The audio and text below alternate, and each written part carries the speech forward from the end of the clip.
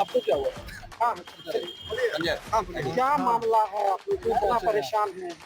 जी नमस्कार, मेरा नाम अभिनंदन कुमार हुआ और मैं भागलपुर जिला प्रखंड के 35 होमगार्ड बहाली में 13 साल की देरी से नाराज अभ्यर्थियों का भागलपुर में प्रदर्शन। कहा नौकरी नहीं तो वोट नहीं। भागलपुर साल 2011 में निकाली गई होमगार्ड की बहाली अब तक अधर में लटकी हुई है, जिससे नाराज होकर भागलपुर जिले के सभी प्रखंडों से आए सैकड़ों अभ्यर्थियों जिलाधिकारी कार्यालय का घेराव किया। अभ्यर्थियों ने नारेबाजी करते हुए सरकार से जल्द बहाली प्रक्रिया पूरी करने की मांग की।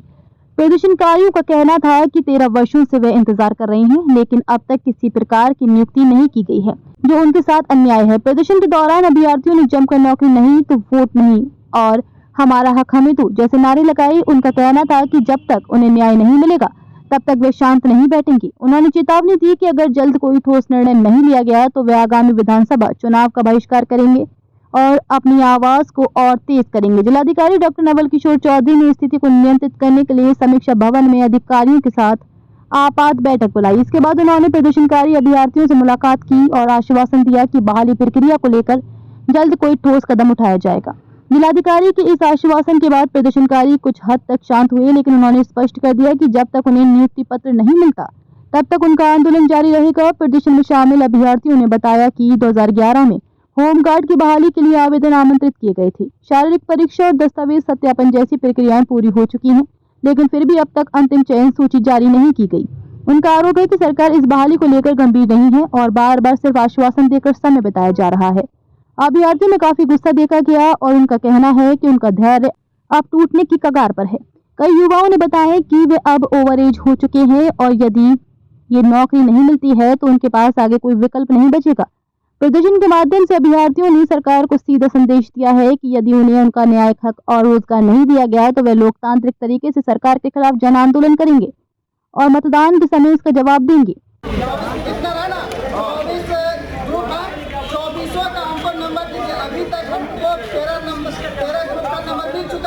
बाकी को जो अंदर का नहीं किया है हमको नंबर दीजिए, उसका बना लेंगे लोग और हम लोग क्या करेंगे सारे 2400 मिल के एक वकील करेंगे। उसी पे हम लोग सारे को कम लगेगा। अभी कोई 10,000, 5,000, 15,000, 20,000, 25,000 और 30,000 मार्च 2011 का कैंडिडेट है। 2022 में फिजिकल मेडिकल सब कुछ पास किए हुए हैं, लेकिन फिर भी अभी तक हम लोग को नियुक्ति। आज क्या हुआ? आज हम लोग को आदेश दिया गया कि अब आप लोग सुप्रीम कोर्ट से ऑर्डर लेके आइए। तो हाई कोर्ट का कोई मान्य नहीं। क्या कीजिएगा आगे? अब हम लोग सुप्रीम कोर्ट से ऑर्डर लेके आते। उसके बाद क्या कीजिएगा? नहीं हुआ तो नहीं होगा, आशा है कि होगा। 28 को का हुआ है, उन्हीं के अनुसार हम लोग भी जजमेंट लेंगे कि हमसे कम नंबर वाले का हो गया और हम लोग का ज्यादा नंबर है, अभी तक हम लोग का नहीं हुआ। सरकार का विरोध करेंगे और सरकार का तो पूर्ण जोर से विरोध करेंगे। किस तरह का विरोध कीजिएगा? नीतीश सरकार का करेंगे। किस तरह का विरोध कीजिएगा? विरोध करेंगे वोट से। वोट नहीं दीजिएगा? नहीं, रोजी रोजगार दीजिए। रोजगार के लिए हम लोग भटक रहे हैं ये 3 साल से। नहीं तो वोट नहीं दीजिएगा? नहीं। क्या नाम हुआ? ज्योतिष कुमार, सबौर प्रखंड भागलपुर। लोग 2011 में जो भरे थे वैकेंसी और 2022 में दौड़ाया, जो कि हम लोग 100 लड़के के बीच में एक लड़का चुनाए और सब चीज में सेलेक्ट हुए। इसके बाद 3 साल हो गया, अभी तक हम लोग को ज्वाइनिंग नहीं करवाया। अगर इस बार ज्वाइनिंग 1 महीने के अंदर नहीं करवाता है तो वोट किसी को नहीं देंगे, नहीं देने देंगे। विधानसभा का विरोध कीजिएगा? एकदम विरोध करेंगे। हम पीरपैती प्रखंड से, बाखरपुर गांव से, बीसू पासवान नाम है।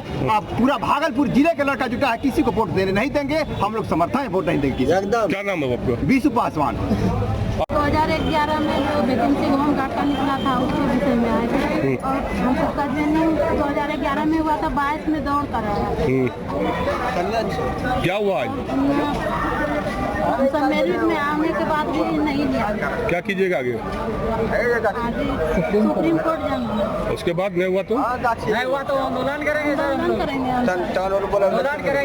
वोट तो भाई काट लीजिएगा। नीतीश कुमार जो है बात करता है यहाँ हम आए थे अपने 2011 का जो आवेदन दिए थे उसमें 2020 तक का जो दौर हुआ में बहुत लड़का का दौर निकला, क्वालिफाई किया, वो सीट रह गया था बाकी, जिसमें 500 सीट खाली है अभी भी 2011 के विज्ञापन के अनुसार। लेकिन उस समय के डीएम साहब ने जो थे इसके बिफोर, तो उन्होंने जो लड़का का दिया बाकी का फाइल रद्द कर दी। बाकी जो लड़का 29 लड़का का ज्वाइनिंग किया, उन लोग केस जीते हैं सुप्रीम कोर्ट से, उनका ज्वाइनिंग किया। वही आशा से हम लोग भी आए थे, हम लोग का कि सर निदान कर दें, लेकिन सर यहाँ आए तो आज के डेट में साहब बोले कि सुप्रीम कोर्ट से जीत के आइए। ठीक है, हम चले जाएंगे, एक बात बोलते हैं, लेकिन हम साहब से ये बोलना चाहते हैं कि सर अगर आप 2011 के विज्ञापन के अनुसार अगर आप काम कर दीजिए तो सुप्रीम कोर्ट जाने का जरूरत ही नहीं है हम लोग। और दूसरी बात, आप नीतीश कुमार की सरकार है, वो तो बोलते हैं हम रोजगार देते हैं, बराबर बोलते हैं रोजगार देते हैं। यही डीएम साहब का लेटर आया कि 15 तारीख को हम लोग मिलेंगे,